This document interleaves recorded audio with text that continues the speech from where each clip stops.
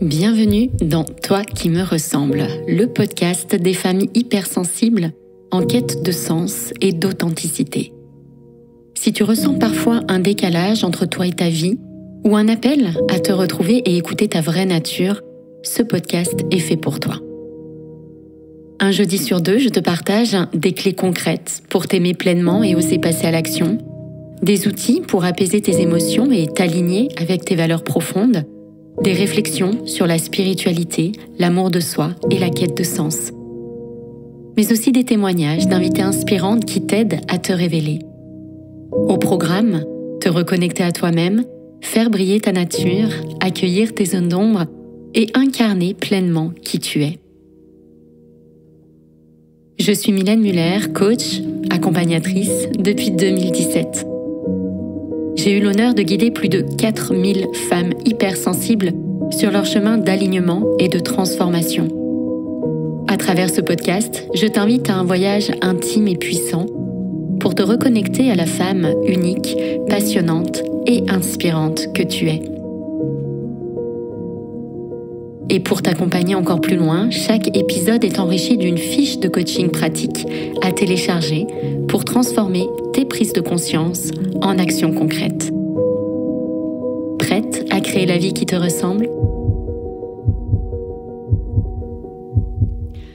Comment devenir plus patiente ? 6 clés pour lâcher prise et avancer. Tu veux réussir, tu veux accomplir tout un tas de choses, tu veux le faire maintenant. Tu es perfectionniste, du coup tu cours beaucoup pour tout faire et tu souffres naturellement du décalage entre ce que tu réussis à faire réellement et ce que tu aimerais faire. Bref, tu es un peu impatiente. Tu aimerais tellement que ça aille plus vite. Mais voilà, tout ça, ça te fait dépenser beaucoup d'énergie, tu t'épuises et tu n'arrives pas à profiter du chemin. Cet épisode est pour toi. Il est pour les impatientes, celles qui veulent tout de suite, mais n'y arrivent pas et en souffrent. Dans cet épisode, tu vas découvrir les 9 signes clairs que ton impatience te fait perdre du temps, de l'énergie et parfois même ton cap. Comment l'impatience te pousse à saboter tes objectifs essentiels sans le savoir. Et enfin, 6 clés incarnées pour cultiver une patience active, sans perdre ton élan et sans te résigner. Pour t'accompagner encore plus loin, j'ai préparé une fiche de coaching offerte avec des exercices que tu peux télécharger gratuitement. Je te mets le lien dans le descriptif de l'épisode. Alors, première partie, voici les 9 signes que tu es trop impatiente et que ça te freine. J'aime beaucoup cette partie, tu le sais si tu écoutes régulièrement mes podcasts. Vraiment identifier ensemble les manifestations d'un trouble, on pourrait dire, qui est présent, qui nous bloque un petit peu au quotidien. Ça t'aide vraiment à identifier et à prendre conscience de ce phénomène, de ce mécanisme qui s'installe. Dans la fiche de coaching, justement, je vais te proposer un exercice en lien avec cette première partie, les 9 signes que tu es trop impatiente. Premier signe, tu ressens une urgence constante, même quand rien ne presse. Tu vis avec une forme de pression invisible, comme si tu allais rater quelque chose en ralentissant. Deuxième signe, tu te compares sans cesse à celles qui ont déjà réussi. Tu as l'impression d'être à la traîne et chaque réussite des autres, ça devient comme une preuve que toi, tu es en retard. Troisième signe, tu lances beaucoup de choses et tu vas rarement au bout. L'impatience te pousse à chercher des raccourcis, mais bien souvent, tu ne prends pas le temps ou tu n'aimes pas le temps d'approfondir et de finaliser les choses que tu lances. Quatrième signe, tu changes de direction dès que ça ne va pas assez vite pour toi. Ce qui se passe, c'est que le moindre ralentissement t'inquiète. Tu doutes beaucoup, alors tu repars sur autre chose et tu vis constamment dans une forme d'instabilité. Cinquième signe, tu veux des résultats visibles, immédiats, sinon tu perds confiance. Si rien ne bouge vite, tu as tendance à croire que ça ne sert à rien, que tu t'es trompé peut-être d'option, alors tu abandonnes ou enfin tu t'acharnes, épuisé, donc tu perds beaucoup d'énergie à le faire. Sixième signe, tu n'arrives pas à être heureux sur le chemin, j'en parlais jusqu'au-dessus. Ton bonheur est comme en fait suspendu à l'atteinte de cet objectif. Et du coup, ça devient difficile pour toi de goûter vraiment à ce que tu vis ici et maintenant. Septième signe, tu culpabilises dès que tu fais une pause. Tu t'empêches de te reposer ou de ralentir, persuadé que tu dois mériter ton temps, mériter ton bien-être. Et donc, ça passe toujours en dernier. 8e signe, tu as peur d'être en retard sur ta vie, comme s'il y avait une deadline. Tu vis avec la sensation que tu dois absolument accomplir certaines choses et que tu es en retard, en fait, sur cette checklist d'accomplissement. 9e signe, tu avances avec une boule au ventre et au-delà de ça, comme une voix à l'intérieur de toi qui te pousse à te dépêcher tout le temps. Alors cette voix qui te dit « dépêche-toi », c'est un des messages tyrans avec lesquels on a grandi. Il y en a d'autres, il y a « fais plaisir aux autres »,« ne révèle pas tes faiblesses », ou encore « sois parfaite si tu veux être aimée ». Bref, ici, on parle vraiment de ce message tyran « dépêche-toi », de cette forme d'injonction intérieure constante qui te pousse à agir vite, sans faire de pause, ni recul. Voilà pour cette présentation des symptômes de cette caractéristique de l'impatience. Alors pourquoi est-ce que c'est si dur d'être patiente? Pourquoi on a l'impression que naturellement, on est impatiente? On croit souvent que c'est dans notre nature, c'est dans notre caractère, on pourrait dire, qu'on a comme trait de caractère d'être impatiente. C'est pas tout à fait vrai. L'impatience, ce n'est pas un trait de caractère, c'est un symptôme. Le symptôme de quoi? Le symptôme que nous sommes déconnectés de nous-mêmes. Déconnectés de cette part de nous qui sait, qui sent, qui est comme déjà reliée à la vie. En réalité, quand on est en lien avec cette présence, avec la vie, avec un V majuscule, il n'y a plus besoin de courir. Mais nous, on vit en fait dans notre tête. On vit dans notre tête qui nous pousse à courir du passé vers le futur en oubliant totalement le présent. Et on vit dans cette tête qui, conceptuellement, voit les choses comme séparées et nous voit comme séparées de la vie. Cette séparation qui est fondamentale en fait dans notre expérience humaine, c'est vraiment l'expérience, on va dire, de base que l'on fait. Alors, à notre naissance, voire peut-être même en amont, en fait, dès qu'on s'incarne dans cette matière, on pourrait dire, on a le sentiment d'être séparé de l'amour, séparé de la lumière, séparé de la vie. Et ça crée vraiment une forme de peur, en fait, fondamentale. Cette peur, elle prend 1000 visages dans notre vie. On a peur de rater notre vie, on a peur de pas aller assez vite, on a peur de jamais y arriver, on a peur que le bonheur n'arrive jamais, qu'il soit ailleurs et qu'il faille faire tout un tas d'efforts pour l'atteindre. Et en réalité, plus on vit dans notre tête, plus on vit dans ce mental qui analyse, qui fait des plans d'action, qui veut atteindre des objectifs, qui vit en fait entre le passé et le futur. Pour le mental, c'est très dur d'appréhender le présent, c'est impalpable. Et bien, plus on vit dans notre tête à travers ce mental, plus on oublie, en fait, plus on ne voit plus qu'on est déjà relié à la vie, à l'amour, à la paix, à la joie. Et au lieu de ressentir cette reliance qui est là, de par notre nature profonde, on reste là-haut dans notre tête à vivre, à faire des films permanents, des projections mentales sur ce qu'est la paix, sur ce qu'est la joie, sur ce qu'est l'amour, sur ce qu'est le bonheur, sur ce qu'est la réussite. On se fait des plans mentaux avec des objectifs, des plans d'action pour atteindre ça, pour au final ressentir tout ça, mais on ne les ressent plus. Voyez, on vit dans cette forme de séparation pour le coup. Et cette séparation, ça crée beaucoup de souffrance parce qu'on croit qu'il faut retrouver quelque chose qu'on a perdu. Et en réalité, ce quelque chose qu'on croit avoir perdu, c'est déjà là. Mais comme on l'a oublié, on a peur. Et dans cette peur, on veut que ça arrive vite, tout de suite, maintenant. On croit que si on atteint l'objectif, on va retrouver la sensation. Alors, on veut que ça s'accélère et forcément, on s'agite beaucoup, mais ce qui se passe, c'est que plus on veut que ça arrive, moins on peut réaliser que c'est déjà là. Donc voilà cette impatience, l'origine de cette impatience, c'est comme d'habitude lié à ce sentiment de séparation fondamentale qui, à mon sens, alors on peut le voir comme apparaissant à la naissance, mais à mon sens, vient de même avant, je pense, à partir du moment où on s'incarne finalement dans la matière, entre la mort et la vie. Il y a ce moment où on revient dans la matière, et j'ai vraiment le sentiment que c'est à ce moment-là que cette séparation et donc cette peur, eh bien, elle prend vie, en fait. Elle devient une expérience que l'on fait. Alors pourquoi maintenant l'impatience au quotidien, ça nous freine? Parce qu'on a plutôt tendance à croire que si on est impatiente, eh bien on va mettre en place des choses vite et donc on croit que ça va nous aider. Et en réalité, l'impatience, ça nous freine complètement, voire ça nous empêche d'atteindre certains de nos objectifs. Alors je dis certains de nos objectifs parce que ici, je vais distinguer deux types d'objectifs.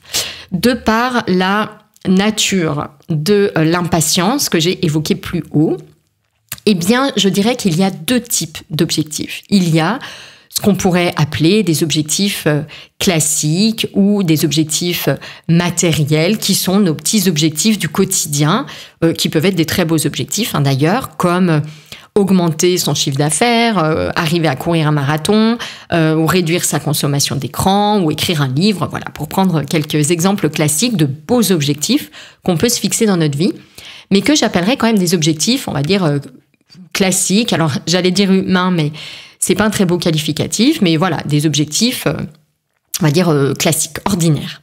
Et puis, je dirais qu'il y a un autre type d'objectif, et là j'appellerais plutôt cet objectif notre mission d'âme.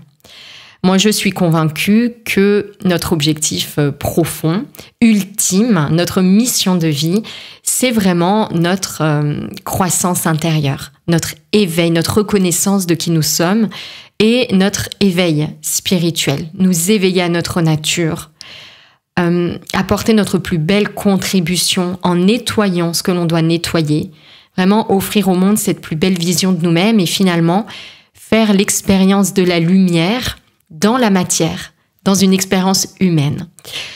Donc pour moi, il y a ces deux types d'objectifs. Je vais parler des deux types d'objectifs ici, parce que j'imagine que, comme tout le monde, vous poursuivez d'un côté des objectifs classiques, mais si vous êtes là, que vous suivez mon podcast, vous êtes probablement connecté aussi à cette grande mission de vie. Et donc l'impatience, comme je le disais, l'impatience, c'est un frein. C'est un frein pour ces deux types d'objectifs, en réalité. D'abord, si je considère les objectifs, on va dire classiques ou ordinaires, lorsqu'on est impatiente, qu'est-ce qui se passe? Ça nous pousse à faire des choses sous le coup de l'émotion, sous le coup du perfectionnisme, sous le coup de ce message tyran. Dépêche-toi, il faut aller vite, si tu rates ta chance, tout est perdu. Si on réagit de cette façon, donc sous le coup de cette impatience, depuis cet espace d'impatience et de peur, eh bien, qu'est-ce qui se passe? On ne priorise plus.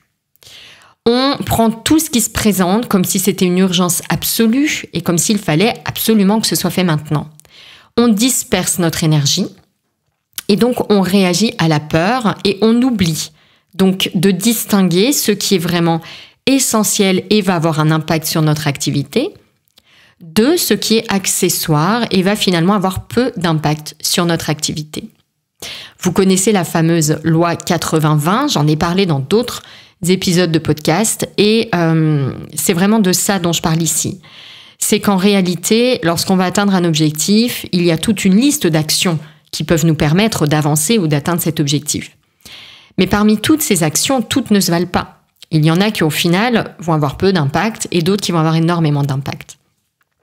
Lorsqu'on réagit sous le coup de l'impatience, eh bien, on ne prend plus le temps de cette distinction. Et donc, on met notre énergie un peu partout. Moi, aujourd'hui, j'ai une règle, dans mon entreprise notamment. Quand je veux absolument faire un truc tout de suite, parce qu'il y a une situation un petit peu critique, ça m'a fait peur, je me dis qu'il faut absolument qu'on fasse ça, mon perfectionnisme arrive par-dessus, ah oui, en plus on va le faire parfaitement, on va le faire maintenant. Bref, maintenant ce que je fais, c'est que je laisse passer un peu de temps. Je m'oblige à laisser passer 3-4 semaines. Donc là, bien sûr, je parle des dossiers qui prennent une certaine ampleur, en termes de temps, pas d'une petite correction immédiate à faire. Et si au bout de 3-4 semaines, c'est toujours aussi prioritaire, alors je le fais. Sinon, je le fais pas. Et en réalité, souvent, je m'aperçois que c'était rarement aussi prioritaire que ça. Donc quand je réagis sous le coup de l'urgence, comme ça, avec cette forme d'impatience, il faut absolument qu'on le fasse maintenant, eh bien, si je m'accorde un petit peu de temps, je réalise que je suis en train de réagir parce qu'il y a eu une situation de peur, mais parfois, Ne rien faire, c'est la solution. Donc, ce que je veux dire ici, c'est que aller vite, se précipiter, ça ne veut pas forcément dire aller loin. On peut aussi beaucoup s'épuiser, courir sans direction claire, là où au contraire la patience va permettre la clarté. Donc ça, c'est pour les objectifs classiques. Déjà, l'impatience, bien souvent c'est un frein, même si on croit qu'elle nous aide. Et puis, je tire même le fil un petit peu plus loin, mais si on prend l'habitude d'agir dans la précipitation, de s'interdire de faire des pauses, à un moment donné, qu'est-ce qui va se passer ? D'une part, on aura consommé beaucoup d'énergie à faire des choses secondaires finalement, et puis tout simplement on va s'épuiser. Si on s'épuise, on est moins concentré, on est moins efficace, et puis sans parler d'un moment donné, le corps qui craque et tout qui peut lâcher. Et là, on perd vraiment énormément de temps finalement. Donc, on voit bien que cette impatience, elle est contre-productive si cette précipitation s'installe dans la durée, très clairement. Et puis, si on parle maintenant de notre objectif ultime, parce qu'on est un petit peu là pour parler de ça quand même, si on parle de cette mission de vie, cette croissance intérieure, cet éveil spirituel, eh bien, très clairement, encore plus, s'agissant de cet objectif, l'impatience, c'est très clairement un obstacle. Et même, plutôt que de parler d'obstacle, je parlerais presque de contradiction. Parce que si on est toujours en train de se focaliser sur après, sur plus tard, sur « je dois absolument atteindre ça avant d'eux », on passe à côté de l'essence même de l'éveil spirituel, de notre essence spirituelle, qui vise, et de notre grande expérience, qui vise à être présente à ce qui se passe ici et maintenant, avec de plus en plus de subtilité, de plus en plus de conscience. On ne peut pas grandir intérieurement dans l'impatience. On ne peut pas grandir intérieurement en le voulant tout de suite maintenant. Parce que l'impatience, c'est vouloir déjà être arrivé au point B. Au point B, c'est-à-dire à après, à quelque chose qui n'est pas présent maintenant. Et en faisant ça, eh bien, on prend la distance avec le présent. Et la vie, elle se manifeste dans la présence. Donc si je résiste à ce qui est là en étant focalisé sur mon point B, eh bien cette résistance, paradoxalement, eh bien elle va renforcer finalement le phénomène auquel je veux résister. Et elle va me rendre encore plus difficile la tâche de me reconnecter à moi-même. En réalité, chaque fois qu'on se focalise sur « je veux changer et je veux changer vite, je veux être plus zen, je veux être heureuse », eh bien on l'éloigne. Parce qu'on est dans vouloir atteindre quelque chose, vouloir atteindre un point B. En matière spirituelle, on pourrait dire que impatience et éveil sont des opposés, sauf si j'utilise mon impatience comme un tremplin quelque part, sauf si je reviens à la conscience de cette impatience, sauf si je prends le temps d'observer, d'accepter mon impatience. À ce moment-là, je quitte en fait l'impatience qui a été présente, mais je passe en mode je suis présente à mon impatience, et à ce moment-là, eh bien, je vais pouvoir grandir à moi-même et me reconnecter à moi-même. Mais si je vis continuellement dans « je veux atteindre cet objectif et le point B et la destination et le futur et je serai heureuse quand ?» eh bien, très clairement, je m'éloigne en réalité de cela. Donc, dans l'impatience, il y a une forme de refus du présent. Et de la même façon, si j'accepte que mon objectif principal, mon objectif ultime, c'est de grandir à moi-même, mais que chaque fois que je suis face à une souffrance, eh bien, je l'évite ou je me concentre sur je veux supprimer cette souffrance et je ne veux plus qu'elle soit là, eh bien, de la même façon, je ne suis pas en train de grandir. Finalement, je ne suis pas en train de saisir l'expérience, je suis en train de lui résister, je suis en train de la refuser. Et ce qu'on n'a pas observé, ce qu'on n'a pas pleinement accepté et accueilli comme expérience, eh bien, ça n'est pas intégré. Et donc, si ça n'est pas intégré, les mêmes schémas vont se répéter. Donc, je ne vais pas atteindre mon objectif si je refuse son existence et sa présence, et si je suis impatiente d'être ailleurs. Alors pourquoi maintenant cultiver la patience au contraire et devenir plus patiente? En quoi est-ce que c'est la seule vraie voie d'évolution? Bon, c'est un petit peu l'inverse de ce que je viens de dire, mais pour faire simple, cultiver la patience, parce que je veux quand même apporter cette nuance. Cultiver, nourrir cette patience, ça ne veut pas dire renoncer à ses objectifs. C'est simplement revenir à l'essentiel. D'abord, dans les objectifs classiques, c'est revenir à l'essentiel des actions qui vont me permettre de l'atteindre, déjà. Et puis, c'est aussi cultiver cette patience, revenir à cet essentiel de notre vie, à cette reconnexion à qui nous sommes, à cette croissance intérieure, à cet éveil à nous-mêmes. Cultiver la patience, c'est, on pourrait dire, à la fois l'objectif et le chemin, finalement, de cette reconnexion à nous-mêmes. Donc, l'objectif numéro 1, c'est celui-ci. C'est grandir intérieurement. Et pour grandir intérieurement, on doit apprendre à être présente ici, maintenant. En accueillant ce que la vie nous présente, même, et j'allais dire surtout, quand ce n'était pas prévu. On dit que la vie, c'est ce qui arrive quand on avait prévu autre chose. Et très clairement, moi, je prends vraiment conscience de l'importance et de la vérité derrière ces mots. La patience est très précieuse parce que c'est une vertu qui nous amène directement à être avec la vie. À être avec la vie dans toutes ses formes et toutes ses manifestations. Même et surtout, si on avait envie qu'autre chose soit présent. Donc la patience, elle va nous protéger de la précipitation, de la dispersion. Elle va nous aider à nous recentrer sur l'essentiel de nos objectifs et à nous recentrer également sur notre objectif numéro 1, grandir en utilisant et en acceptant ce qui se présente tout de suite, maintenant. La patience, c'est se relier à la présence, c'est dire oui à ce qui est là. Et c'est aussi faire confiance. Alors, je vais revenir ensuite vraiment sur les clés. Oui, peut-être avec cette petite nuance en plus. La patience, elle est essentielle pour cet objectif de grandir parce que on va pouvoir réaliser, vraiment la patience, je trouve qu'elle fait le lien entre notre éveil spirituel et les obstacles qui se présentent à nous. Parce que quand est-ce que notre patience est mise à l'épreuve? Quand il y a un imprévu qui nous détourne de ce qu'on avait prévu, justement. Quand il y a un obstacle qui nous empêche un petit peu d'atteindre notre objectif. Quand il y a quelque chose, un rocher, qui se présente sur notre chemin fleuri. Et je trouve que la patience, c'est vraiment la vertu qui permet de faire le lien entre l'ombre et la lumière, entre, on pourrait dire, la boue et le lotus, entre l'obstacle et l'expérience, et l'évolution, et l'éveil à soi-même. On pense souvent que la réussite, c'est atteindre notre point B. Et si la vraie réussite, c'était plutôt la manière dont on traverse l'inattendu, la manière dont on traite l'imprévu, la manière dont on arrive à rester en lien avec nous-mêmes quand c'est inconfortable, quand il y a un obstacle qui nous dérange. Peut-être que l'expérience la plus puissante, ce n'est pas le résultat, mais c'est se familiariser avec le chemin. Et au-delà de ça, trouver de la joie dans cet inconfort.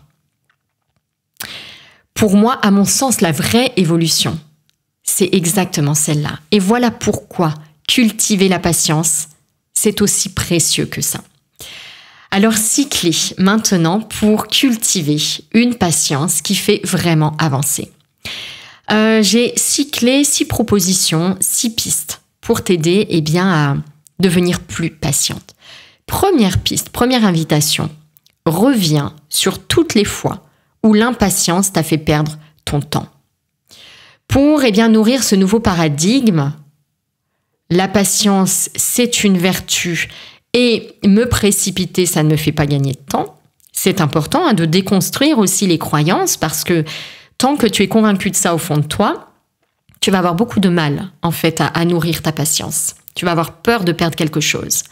Tu vas avoir peur de perdre du temps dans l'atteinte de tes objectifs. Tu vas avoir peur que ce soit de la résignation. Bref, tu vas avoir du mal en fait à nourrir cette vertu. Donc, première proposition, reviens sur toutes les fois où l'impatience t'a fait perdre ton temps.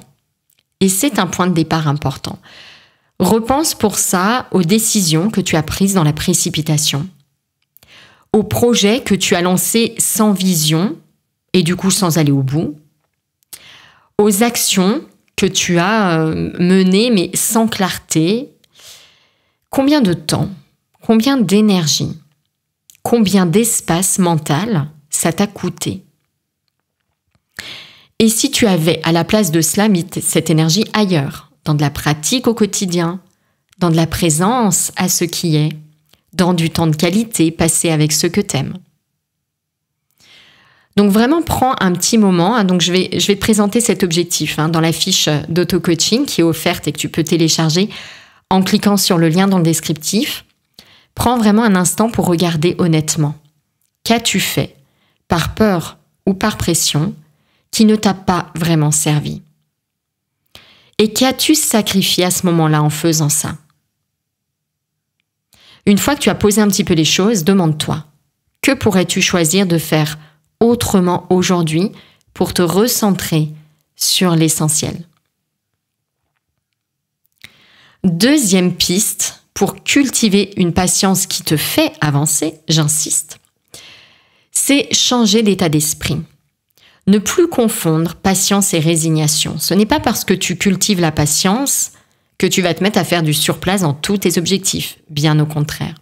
Et surtout, si tu choisis de nourrir à la place une posture d'évolution, une posture active.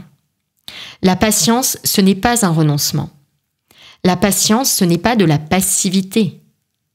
La patience, c'est une posture vivante, exigeante, puissante. Elle te demande d'être présente à toi-même, à ce qui se passe. Elle te demande de ressentir. Elle te demande d'écouter.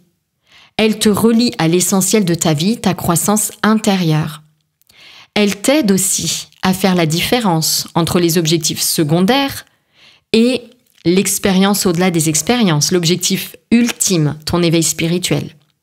Mais elle t'aide aussi, dans les objectifs que je pourrais appeler donc secondaires ou classiques, à simplement distinguer ce qui va vraiment apporter un plus ou ce qui naît plutôt dans l'espace de la peur ou d'une urgence qui n'en est pas vraiment une.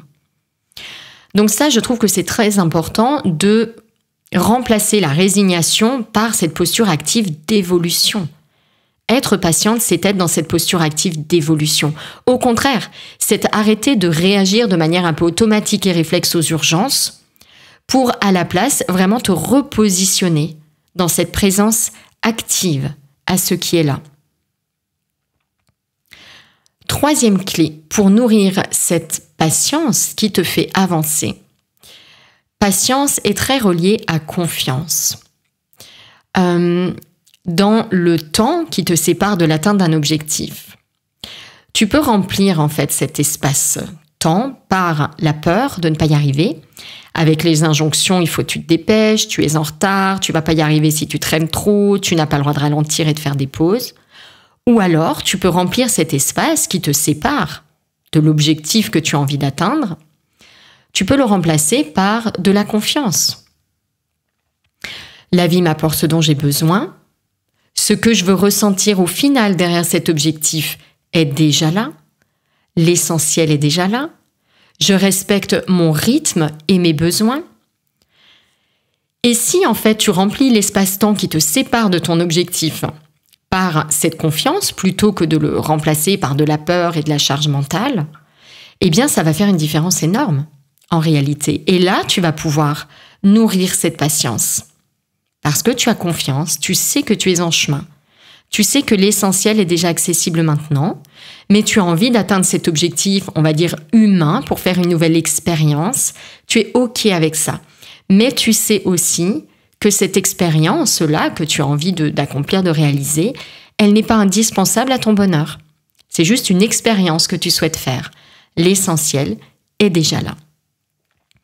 Une suggestion ici, regarde en fait dans ta fiche de coaching, je vais te mettre une petite pratique ici pour justement nourrir cette confiance au lieu de la peur et vraiment remplir, on va dire, l'espace qui te sépare de l'atteinte de ton objectif de confiance au lieu de le laisser se remplir de manière réflexe de peur. 4e piste pour cultiver cette patience et avancer. Clarifie tes objectifs. Là, je vais te parler d'organisation. Sois au clair avec tes objectifs. Et sois au clair avec les imprévus sur la route. Tu veux tout faire, tout réussir, tu veux aller vite, mais tu dois savoir une chose, c'est que ton temps est limité. Tu ne peux pas être partout, sur tous les fronts. En tout cas, dans notre expérience humaine, le temps est limité. Après, ce n'est pas le sujet. En tout cas, ici, le temps est limité. Et surtout, la vie est vivante. Tu ne peux pas tout faire. Tu ne peux pas tout contrôler. Donc, ma suggestion ici, c'est vraiment de t'inviter à reposer tes objectifs, être au clair avec tes objectifs et surtout à prendre l'habitude de prioriser.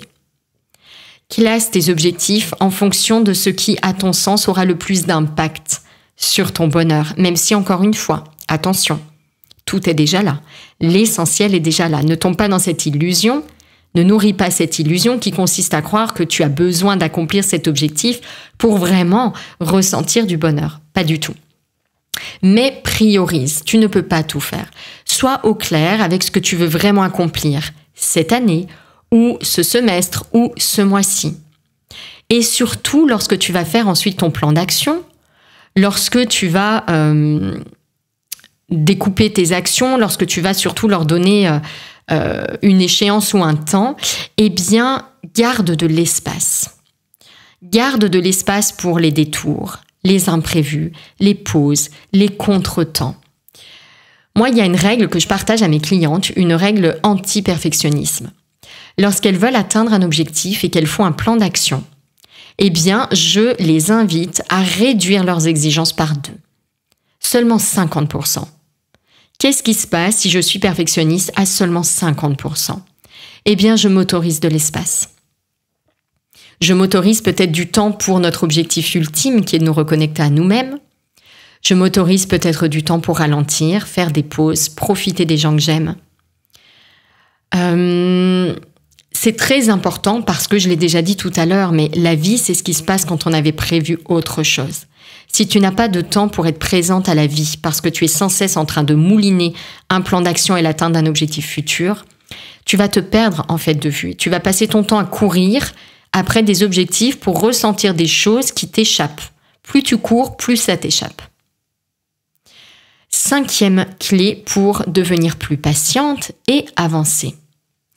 Accueille les obstacles comme des messagers, comme des expériences tremplins vers ton éveil, pas comme des ennemis, pas comme des blocages, pas comme quelque chose d'injuste qui t'arrive et qui t'empêche d'être heureuse. On croit que les épreuves nous ralentissent. Qu'est-ce qui se passe si on se met à penser l'inverse? Que les épreuves nous font grandir. Et si c'était dans l'inconfort, dans le retard qu'on prend, dans l'imprévu qui se présente, que naissait notre vraie transformation, plutôt que prenait vie notre transformation? Cultiver la patience, pour moi, ça passe vraiment par ça. Développer un état d'esprit proactif. Qu'est-ce que je peux apprendre de cette situation? Quelle force ça m'a aidé à révéler en moi? Qu'est-ce que ça m'a appris sur moi? Qui suis-je grâce à cette épreuve? On dit que le lotus s'ouvre même dans la tempête, malgré la tempête. C'est pareil pour toi. Et j'ajouterais même que le bonheur, on va dire profond, la paix durable, l'amour sans condition, ça passe par faire l'expérience des conditions. Ça passe par faire l'expérience justement des obstacles. C'est là qu'on va pouvoir peu à peu ouvrir notre cœur à ce qui est présent. Et donc à la vie. 6e et dernière clé maintenant pour devenir plus patiente. Une clé d'observation, une clé d'écoute de soi. Si tu me suis depuis quelque temps, tu sais que mes accompagnements, mes programmes, ils reposent sur un outil central, la boussole de l'alignement. Et dans cette boussole de l'alignement, il y a 4 piliers, 4 clés. Pilier numéro 1, c'est l'écoute de soi. Si tu veux, je te disais tout à l'heure, quand l'impatience est là, tu peux perdre de vue L'objectif ultime, grandir à toi-même, croître intérieurement, reconnaître ta vraie nature et t'éveiller. Ou alors, tu as une deuxième chance ici. Tu peux utiliser l'impatience comme un tremplin. C'est-à-dire que tu peux observer cette impatience quand elle se présente. Plutôt que de la juger, de te dire « Oh, je suis encore impatiente, c'est pas bien ». Et puis d'essayer de corriger l'impatience ou de passer à autre chose, observe-la. Regarde-la, cette impatience. Ça veut dire quoi, regarder son impatience ? Tu fermes les yeux, tu t'arrêtes avec elle et tu regardes comment elle se manifeste dans ton corps. Où est-ce qu'il y a des tensions dans ton corps ? Quelles sont les pensées qui accompagnent cette impatience ? Est-ce qu'il y a une boule au ventre ? Est-ce qu'il y a des fourmillements quelque part ? Est-ce qu'il y a des épaules tendues ? Qu'est-ce qu'elle a à te dire, cette impatience ? En faisant ça, tu vas pouvoir utiliser ton impatience comme un tremplin, plutôt que lui tourner le dos et te dire « Ah, vivement que je ne sois plus impatiente ». Parce que finalement, tu vois qu'en faisant ça et en voulant à tout prix supprimer cette impatience, tu tombes dans le piège que j'arrête pas d'évoquer, à savoir celui de vouloir absolument atteindre le point B. Alors que peut-être ton impatience, c'est aussi l'épreuve, l'obstacle dont on parle depuis tout à l'heure. Une des choses les plus précieuses dont tu as à faire l'expérience tout de suite maintenant pour la libérer. Donc prends le temps d'observer. Observe ses signes, passe du temps avec elle, reconnais-la, accepte sa présence. Et là, elle va se dissoudre. Et là, tu as face à toi, on pourrait dire comme un ascenseur finalement vers cet éveil. Tu vois, une porte ouverte vers cette reconnexion à soi. Alors si tu sens que tu es souvent impatiente, tiraillée entre cette envie d'avancer, cette sensation d'être à la traîne, d'être en retard, si tu te reconnais dans tout ce que j'ai partagé dans cet épisode, ce que j'aimerais vraiment te dire, je viens de le dire et je vais le répéter, c'est que ce que tu vis, cette forme d'impatience, ce mélange de peur, de perfectionnisme, de sentiment d'urgence un peu incompréhensible parfois, c'est pas un échec, c'est pas une erreur sur ton chemin, c'est une invitation. Une invitation à te reconnecter à toi.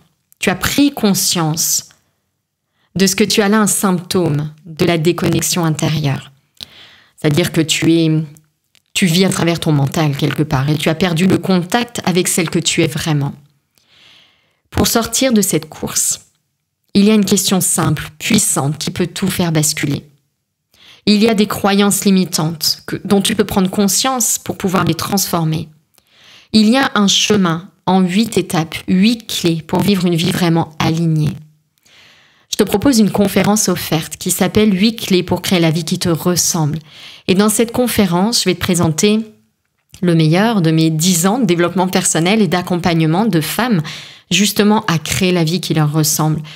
Et je vais t'accompagner pas à pas à travers ce chemin vers une vie qui ralentit sans reculer. Tout au contraire, dans lequel tu vas vraiment avoir le sentiment d'avancer, de te retrouver et de faire des sauts quantiques, des pas de géant. Ce que je te propose, c'est de t'inscrire dès maintenant à cette conférence. Je vais te mettre un lien dans le descriptif.